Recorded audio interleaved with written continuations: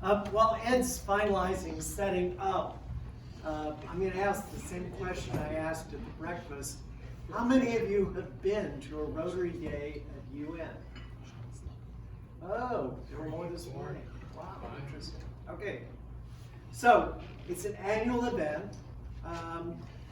Barry does a very good job, I think, of trying to remind us when it's happening and make sure that we know about the opportunity.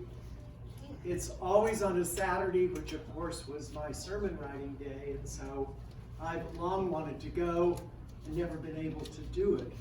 So this year, no sermon had to be written on Saturday for Sunday, so I did it. Unfortunately, about a month before the event happened, the Secretary General of the United Nations said we're in a fiscal crisis, and so the only time the United Nations building will be open is when the United Nations is meeting.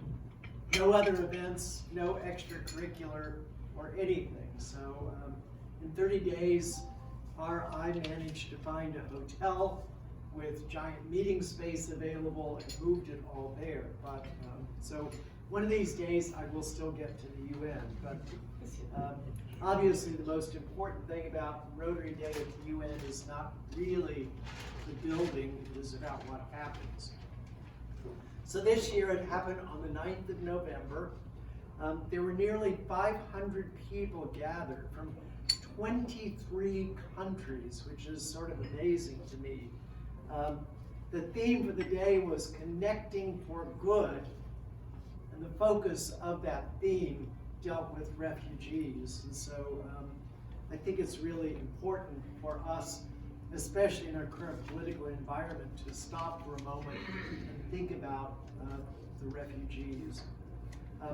The real goal of the day was to recognize, as RI calls them, people of action. Group of people who've dealt with refugees, who've come up with some idea to help them, serve them, make their lives better, and to highlight whatever solution they've come up with. And you'll hear more about those later. But it was sort of interesting at my table. Vanessa Crespi and I drove in together, and there were two Rotaractors, which is essentially college-age Rotarians who were from Washington, D.C., and then we had two Rotarians from Indonesia, so that was a sample. For me, a piece that was most interesting was actually while we were gathering out in the lobby area, and there were people from literally all over, it seemed like, and most of them Rotarians. There are some others as well. We'll talk about that in a minute. But it really, just like a Rotary International Convention, reminded you that Rotary is not just the Madison Rotary Club. It is truly an international organization. So it was great. So you might be wondering, why on earth would there be a Rotary Day at the UN? Well, I came up with a couple of reasons, three actually. The first, that the two organizations really share an ultimate goal of helping people, serving those in need, and dealing with humanitarian issues. Certainly in light of Polio Plus is something that Rotary International does well. We have an interconnected history that actually predates the formation of the United Nations. And of course, our own president's theme, Rotary Connects the World. So three very good reasons. But there is a joint history, so let me talk about that for just a moment. During World War II, Rotary was involved, like I said, even before the actual formation of the United Nations. And they published a whole series of documents, and in our Rotarian magazine, they were touting what good possibilities could come out of this thing that looked like it was going to be called the United Nations. But beyond that, because we were in the middle of a war, they were wanting and encouraging Rotarians to think about what we might do to plan for hopefully an ultimate peace that would break into the world with the end of the war. During that wartime, there were 26 nations that came together and created this thing called the Declaration by United Nations, in which they pledged to uphold principles that they believe were the ultimate control of their own countries. The United States, much of our allies in World War II, Russia, places like that, all of it designed to address a better future for our whole world. From April to June in 1945, 50 nations, not just the 26, but 50 nations gathered together and began working in San Francisco on implementing what they were calling the United Nations Conference on International Organization. And at those meetings in San Francisco, they were charged with coming up with a charter that all of the nations could agree to. And Rotary International, during that time in 45, was one of 42 organizations that was invited to serve as consultants, as subject matter experts, things like that, during that conference. And so even today, we're one of the few organizations that holds the highest consultative status afforded to any NGO, non-governmental organization, at the UN's Economic and Social Council. So, who attends a Rotary Day at the UN? Well, it is open to the public. It's open essentially through the Rotary International website and through things like Barry helping us advertise to clubs. Again, I told you earlier, this year, 23 nations were represented. So, and sort of surprisingly, the U.S. has some of the smaller attendees at this event. So the Rotary International Board of Directors attends, the president was there, and I'll talk about him in just a moment. Other Rotary leaders, past board members, things like that. Leaders from the United Nations show up. Experts from those NGOs and others I talked about, and specifically with the charter between the UN and Rotary, a variety of humanitarians that are dealing with issues. And the really great thing, like the Rotaractors, young leaders who are coming up trying to develop their own set of skills and focus on some idea that will make our world a better place. Come together, share ideas, hear ideas, things like that. So, why on earth would RI at UN Day focus on refugees? Well, in the current environment, there are more refugees now than there were during World War II. And throughout what's happening in 2020, the 75th anniversary of our relationship with the UN, we're just really good at dealing with people that are displaced by war, famine, and climate situations. There's also a realization that seems to be missing in some of our people in government today, that those refugees not only have needs, but they also bring some skill sets that we might be able to use in our own communities. And so it's a resource for us as well as helping them. And this is done during the day through talks and plenary speeches, and they share information about what's going on, what they've discovered, how it's working, and how we might be able to capitalize on it as well. So the Director for External Relations for the UN Refugee Society, Dominic Hyde, said this to the Rotarians gathered there: collectively, you have contributed over $3 million already toward refugee support and relief. So that's sort of amazing. You probably can barely see that, but it was a full day. We started gathering before 8:15, but the doors opened at 8:15, and 10 minutes later, hard to imagine moving 500 people, but 10 minutes later the program started, and we were there except for lunch, which we came back in the same space and worked right on through till just about 3 o'clock.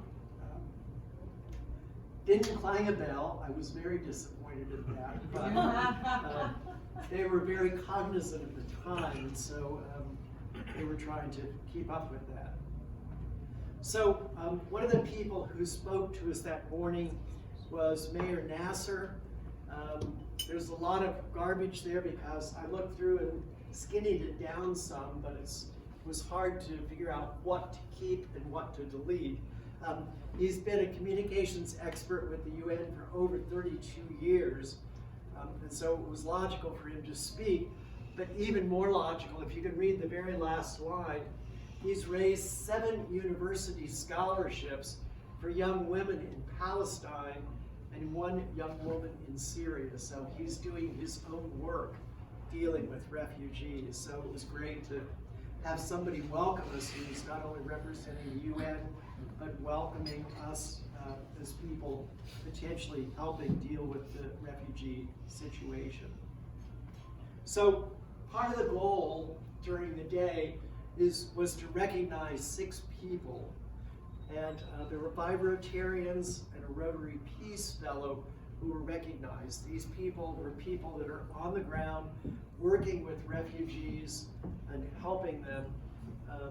And so they shared their vision, they shared their work, how they're actually implementing it, and the accomplishments they've had so far, and clearly with an invitation to any or all of us to join in.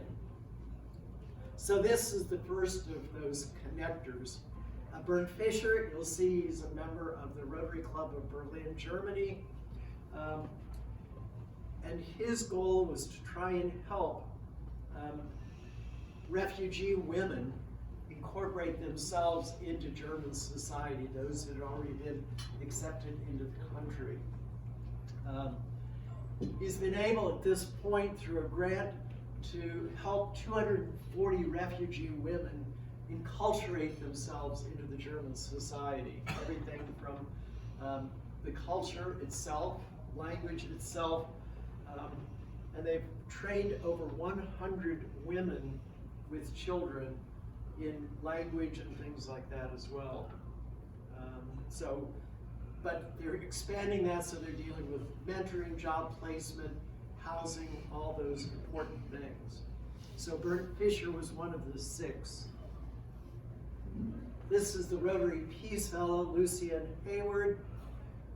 You'll see that she was a Peace Fellow at Uppsala University during the years 15 through 17.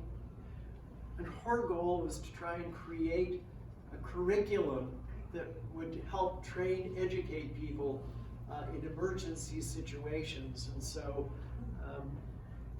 she developed instructional materials to help people understand what they were facing and begin to just learn or continue learning after being displaced by various conflicts.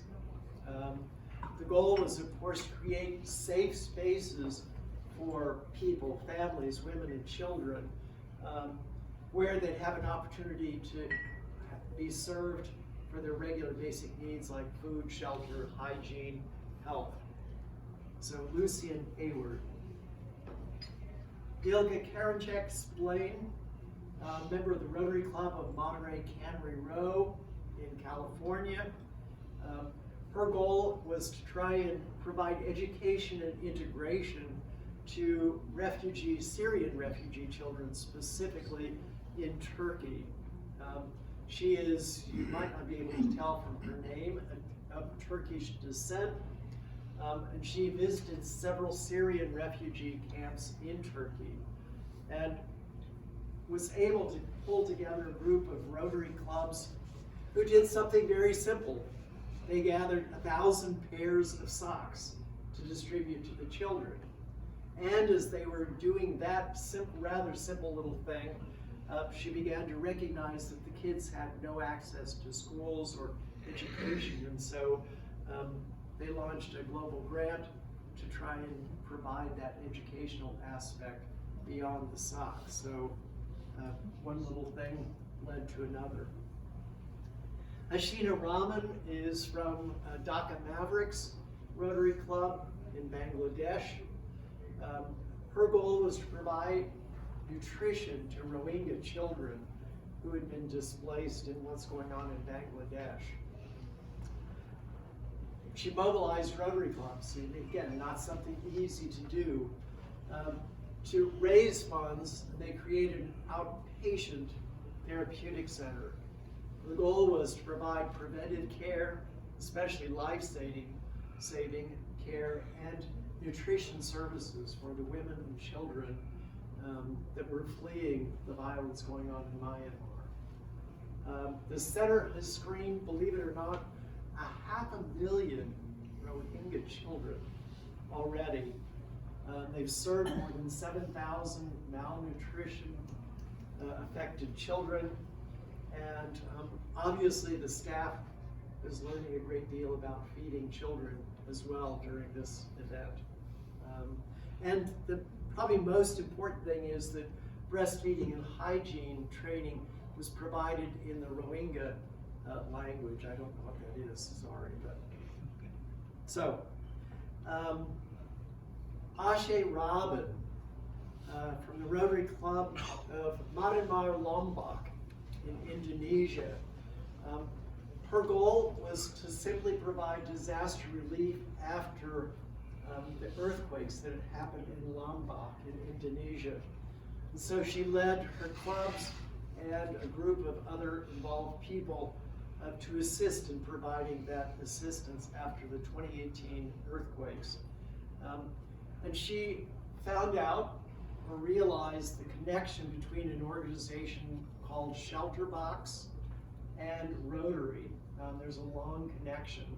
If you don't know, Shelter Box provides a box that you can buy, or typically Rotarian clubs buy, provides a tent, sleeping materials, things like shovels, things like that you need, lanterns to survive. They provided 915 units in Lombok.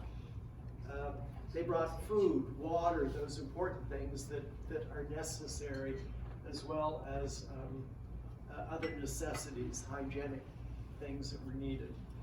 And they went further, they went the next step, distributing teaching materials, uniforms, shoes, bags, and she's to this day still involved with Shelter Box. And the sixth person, Vanderlei Lima Santana of Boa Vista Cacari in Brazil. His goal was to provide aid to Venezuelan refugees in Brazil. So he led an effort to welcome these refugees that were fleeing desperate economic situations in their own country. His club was working with the government, other nonprofits, other NGOs to coordinate important things, distribution of meals, vaccinations, and making sure that there was shelter for people, especially those that are basically homeless and living near the central bus station in Roraima, Brazil.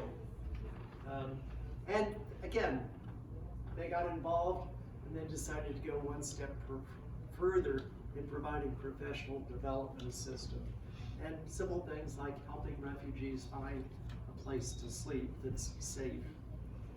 So those were the six people. Before they spoke, other people, primarily people from UN, one of the people from Shelter Box spoke about what they were doing, why there was a need for the work, and then these people spoke about what they were actually doing.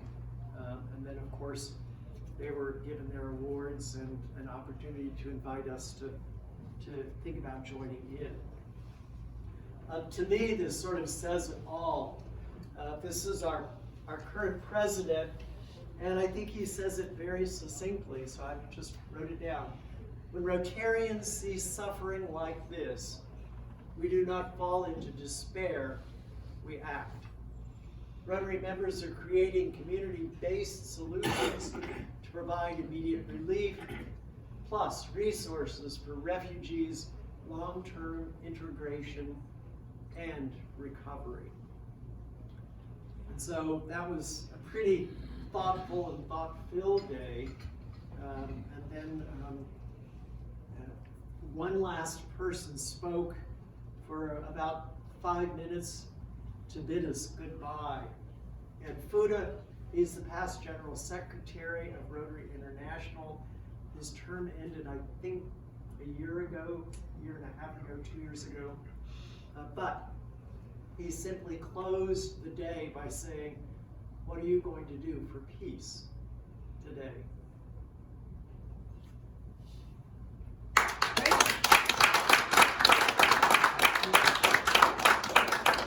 Whoa, 129. I know, very well done, extremely well done.